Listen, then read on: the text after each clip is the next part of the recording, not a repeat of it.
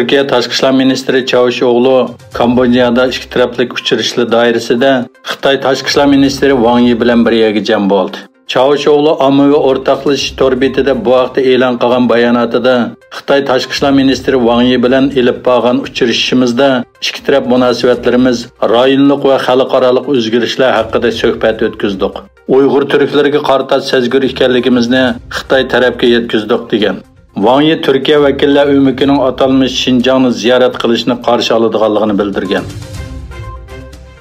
Xitoy armiyasi xalqaro cheklash chaqirig'iga xiloflik qilib, dushanba kuni Tayvanga yaqin joyda harbiy manevrni davomlashtirganligini e'lon qilib, Amerika Avam palatasining boshlig'i Nancy Pelosining Tayvan ziyoratiga davomli e'tiroz bildirdi.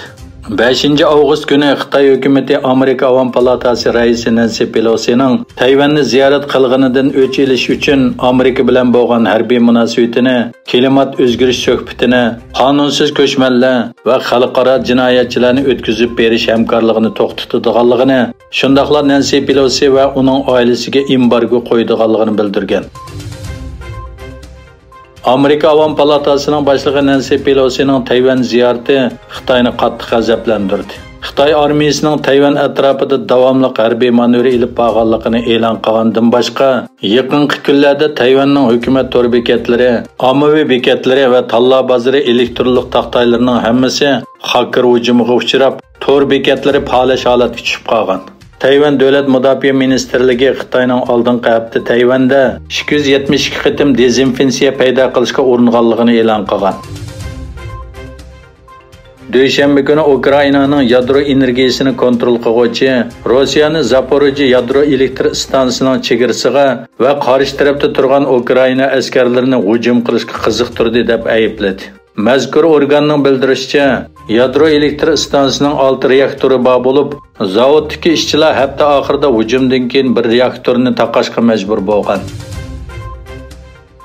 Afg'onistonda Taliban hukumati ishsizlikni yo'qotish uchun poytaxt Kabulga ishsiz qolganlarni yig'ib, ularni o'zlariga mos keladigan kasblarni o'rganishga yetakchilik qilgan. Yerlik hukumat xizmat o'rinlashtirganda tarbiyalanishga qatnashganlarni oldingi o'ringa qo'ygan.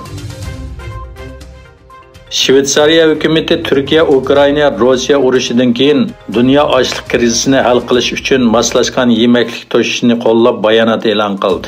Bayonotda Qora dengiz ochlik tashabbusining yo'lga qo'yilishi yer shari ochlik bexatarligi uchun intayin muhim bo'lib, ehtiyojli mahallalarga zo'r yordam berdi. Shundaqla Turkiyaning bu jihatda ko'rsatgan tirishchanligiga ofirin aytamiz dedi. Artemis programmasiga tayyorlik xizmatlari davomlashmoqda.